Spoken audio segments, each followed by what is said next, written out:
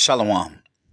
First off, I want to give all praise, glory, and honor to Yahweh, Bahashem, Yahweh Shai, Bahashem, Rakakadash. Double honors to the apostles and the elders of Great Millstone. Salutations to the hopeful elect that are scattered throughout the four corners of the earth. And to all my brothers out here preaching this truth to you, I say Shalom. This is a Matazar from the Chicago camp, coming back at you again with another lesson entitled Short Staffed in War and Understanding. Short staffed in war and understanding. So today, all right, as we near the end of Esau's kingdom, all right, the end of his rulership, you have employees of every industry, all right, working under some of the most stressful conditions, all right. In every industry, employees are being asked to work more and harder, all right, for the same wages. Right now, about 36% of college age students are not in the workforce right now. Okay. So this is probably the least amount of college age students that's not in the workforce in a long time. All right. So in all industries, you see this happening. I remember years ago, as a teenager, you had the manager in the fast food restaurant. He walked around with his white shirt and he just made sure everybody was doing what they were doing. He gave a helping hand every now and then, made sure the drawers, all right, were stocked with money and everything. And he would be the person that would help if there was an issue. Now, you got the managers, they in the back cooking, all right, and on their way to the register, they dropping fries, and then they'll come and take your order, right, and give you change, and then run food out to the drive-through, right? And this is supposed to be the manager, but that's in every industry, okay? All of the service industries, the financial industries, these banks. They have less and less employees on the inside of the banks. A lot of the banks are closing, right? And you got to do all your business online. Also, the trades and also in the education field, people are being asked, all right, to literally do the job of four people for the salary of one. Overeducated, underpaid. This is what you have here in Babylon, right? And so on the news, CNN, it says the largest healthcare strike in U.S. history enters its second day. Right? It says it says 75,000 Kaiser Permanente workers began walking off the job on Wednesday. The striking employees who work across California, Colorado, Washington, and Oregon are represented by a coalition of unions that comprise 40% of Kaiser Permanente staff. Okay. That's all I need on that. But the point being is these healthcare workers, all right, they don't have quality of life, and what they're fighting for, right, is to be properly staffed so they're not, around the clock working 12 hours, 6, 7 days a week. It's quite simple. That's what they're asking for. All right. So, which kind of leads me into um, this truth. So, concerning the truth, well, the Bible gives us plenty of scriptures and a lot of history on how the Lord has always been concerned with the few versus the many. All right. We see this, all right, in acts of war. We see this even with the understanding of the truth. All right. So this lesson, right, is just going to be a reminder of that fact. Okay. So, Lord willing, it's going to be edifying. Let's go ahead and jump into it. All right. Let's go in and jump into it. Of course, I always start my lessons with like 25% power. Slack.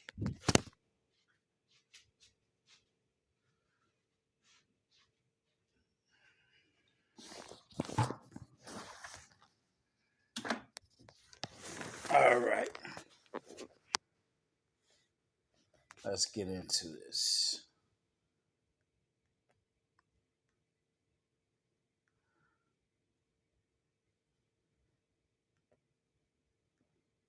Come on now.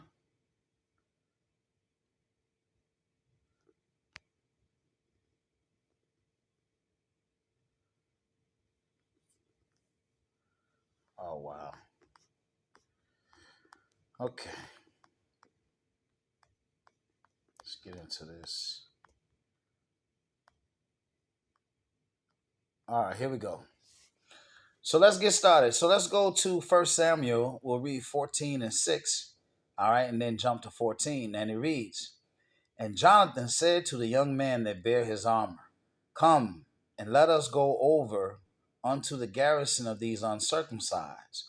It may be that the Lord Yahweh will work for us. For there is no restraint to Yahweh to save by many or by few. Now, that right there is a powerful statement because we're going to see an example. Judas Maccabees used the same understanding. Okay? Verse 14, it says, And that first slaughter which Jonathan and his armor bearer made was about 20 men, within, as it were, a half acre of land, which a yoke of oxen might plow. And there was trembling in the host in the field, and among all the people, the garrison and the spoilers, they also trembled, and the earth quaked. So it was a very great trembling. All right, so the Lord used two men, all right, to defeat 20. All right, and then he had signs and wonders, all right, that followed. It says the earthquake. And so it was a very great trembling. All right. Judges 7 and 1. All right, so here you have now in this example, you had the Lord. He wanted to make sure that he got the glory. Let's see what it says. Then Jerubbaal, who is Gideon, and all the people that were with him rose up early and pitched beside the well at Harod, so that the host of the Midianites were on the north side of them by the hill of Moreh in the valley. And Yahweh said unto Gideon, The people that are with thee are too many for me to give the Midianites into their hands, lest Israel vaunt themselves against me, saying, Mine own hand have saved me. You see that the Lord wants to get his glory. All right. This is an excellent example because what he's saying is you got too many men, the odds have to be stacked against you, right? So the Lord ended up choosing 300 men, okay, when you read this account. Now, in this account, the host that they were going up against was described as grasshoppers upon the land with horses without number, okay? Horses without number. So when you read that account, see, the Lord likes those overwhelming odds, right? So when the odds is against you, that's when he coming through for you. Think about Daniel in the lion's den, okay? The Lord could have kept Daniel from getting into the lion's den. Daniel didn't have to be in the lion's den, but the Lord delivered him from the lion's den. The three Hebrew boys didn't have to get thrown in the fiery furnace. They were delivered from the fiery furnace. You see? So time and time again, the Lord has these, he allows these overwhelming odds, okay, for him to come through. Very important to understand. This is First Maccabees 3 and 16. It says, And when he came near to the going up of Beth Horon, Judas went forth to meet him with a small company, who when they saw the host coming to meet them, said unto Judas, How shall we be able, being so few, to fight against so great a multitude and so strong, seeing we are ready to faint with fasting all this day? Unto whom Judas answered, It is no hard matter for many to be shut up in the hands of a few. And with the power of heaven, it is all one to deliver with a great multitude or a small company. For the victory of battle standeth not in the multitude of a host, but strength cometh from heaven. They come against us in much pride and iniquity to destroy us and our wives and children and to spoil us. But we fight for our lives and our laws. Wherefore, the Lord himself will overthrow them before our face. And as for you, be ye not afraid of them. All right. So here we just had three examples, all right, where the Lord delivered with just a few. Okay. Short staffed. All right. Short staffed. Now let's get into the understanding. Okay. So we're talking about being short staffed in war and in understanding. Okay. Because this understanding, this truth, is only for the elect, which is a few. Okay. And the men of the Lord out on the highways and the byways and the chief place of concourse, they're singing this song, right? These are Israelites. Okay. So you can go to TBN, okay, the Christian television network, right? And you can see people, Edomites and different nations, they preaching the word or call themselves preaching the word, but it's not this truth. There's a big difference. Because this truth comes with a name.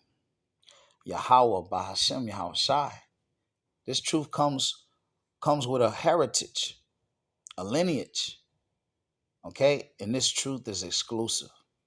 And the knowledge thereof is also exclusive. So the servants of the Lord, okay, are Israelites. This is Leviticus 25 and 55. For unto me the children of Israel are servants. They are my servants, whom I brought forth out of the land of Egypt. I am Yahweh, your power. You see? But the narrative of Christianity is everybody can be a servant. 1 Corinthians 1 and 26. It says, For ye see your calling, brethren, how that not many wise men after the flesh, not many mighty, not many noble are called. But the Most High have chosen the foolish things of the world to confound the wise. And the Most High have chosen the weak things of the world to confound the things which are mighty, and base things of the world, and things which are despised, which the Most High chosen, yea, and things which are not, to bring to naught things that are, that no flesh should glory in his presence. But of him are ye, and Hamashiach, Yahweh Shai, who of power is made unto us wisdom and righteousness and sanctification and redemption, that according as it is written, he that glorieth, let him glory in the Lord. Okay? All right, so everybody ain't going to get this understanding. All right? The few that are called. All right, so it says, not many wise men, not many men after the flesh, not many mighty, not many nobles. All right, because this information and this understanding is for a select few. Romans 11 and 7, it says, What then? Israel hath not obtained that which he seeketh for, but the election hath obtained it, and the rest were blinded. All right, so that's that 1/3 versus the 2/3. The election hath obtained it, and the rest are blinded. All right, the election have attained this understanding. 2 Esdras 10 and 57. For thou art blessed above many other, and art called with the highest, so are but few. Okay, so are but few. Matthew 13 and 15. For this people's heart is waxed gross, and their ears are dull of hearing. Okay, so this is Yahweh Shai speaking. And their eyes they have closed, lest at any time they should see with their eyes and hear with their ears, and should understand with their heart and should be converted, and I should heal them. But blessed are your eyes, for they see, and your ears, for they hear. For verily I say unto you that many prophets and righteous men have desired to see those things which ye see, and have not seen them, and to hear those things which ye hear, and have not heard them. Okay. Second Esdras 8:1. And he answered me, saying, The Most High have made this world for many, but the world to come for few. I will tell thee a similitude, Esdras, as when thou askest the earth, it shall say unto thee, that it giveth much mold whereof earthen vessels are made, but little dust that gold cometh of. Even so is the course of this present world. There be many created, but few shall be saved. All right, comparing regular vessels to gold vessels. Second Ezra 9:20, it says, So I considered the world, and behold, there was peril because of the devices that will come into it. And I saw and spared it greatly, and have kept me a grape of the cluster, and a plant of a great people. All right, so the Lord has kept a grape of the cluster, one grape. Verse 22, Let the multitude perish then, which was born in vain, and let my grape be kept, and my plant, for with great labor have I made it perfect. You see? So there's another example. A grape versus the cluster. Many versus the few. Second Esdras 5:22. And my soul recovered the spirit of understanding, and I began to talk with the Most High again, and said, O Lord, that bearest rule of every wood of the earth, and of all the trees thereof, thou hast chosen thee one only vine. And of all the lands of the whole world, thou hast chosen thee one pit, and of all the flowers thereof, one lily. And of all the depths of the sea, thou hast filled thee one river. And of all the builded cities, thou hast hollowed Zion unto thyself. And of all the fowls that are created, thou hast named thee one dove. And of all the cattle that are made, thou hast provided thee one sheep. And among all the multitudes of people, thou hast gotten thee one people. And unto this people whom thou lovest, thou gavest a law that is approved of all. And now, O Lord, why hast thou given this one people over unto many, and upon the one root hast thou prepared others? And why hast thou scattered thy only one people among many? You see? Now I emphasize that all, because the Lord emphasized the one. So according to Matthew 24:31, he's going to come back, all right, and he's going to gather his elect from the four corners of the earth. You see? Daniel 12:9. And he said, Go thy way, Daniel, for the words are closed up and sealed to the time of the end. Many shall be purified and made white and tried, but the wicked shall do wickedly. And none of the wicked shall understand, but the wise shall understand. Okay? All right. So this truth and this understanding again, all right? This truth and this understanding, all right? You have short staff, right? The Lord, he likes to work, all right, with the few. Okay? He changes everything with the few. Okay? He gets his glory with the few. All right. So lastly, let's go to Second Esdras 9. I'm going to read 1 through 16. Okay? Because this right here in closing basically is what's to come.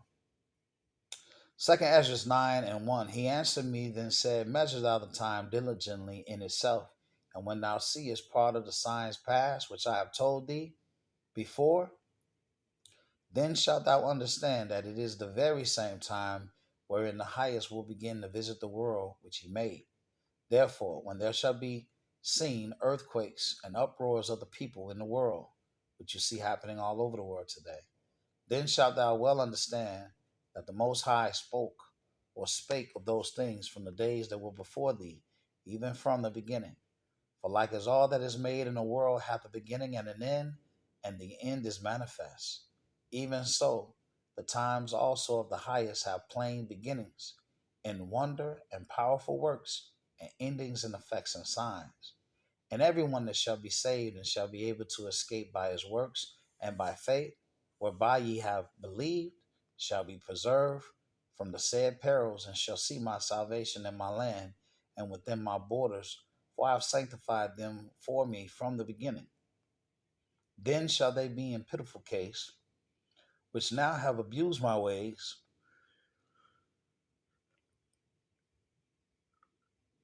Salaki, and they that have cast them away despitefully shall dwell in torments, for such as in their life have received benefits and have not known me. And they that have loathed my law, while they had yet liberty, and when as yet place of repentance was open unto them, understood not, but despised it. The same must know it after death by pain. All right, so in conclusion, all right, this has been short staffed, all right, short staffed in war and understanding. All right, the Lord uses the few to confound the many when it comes to this understanding. This truth is only for the elect, the majority of the unrepented. You know, um, Israel. All right, is going to be destroyed. Okay, bottom line.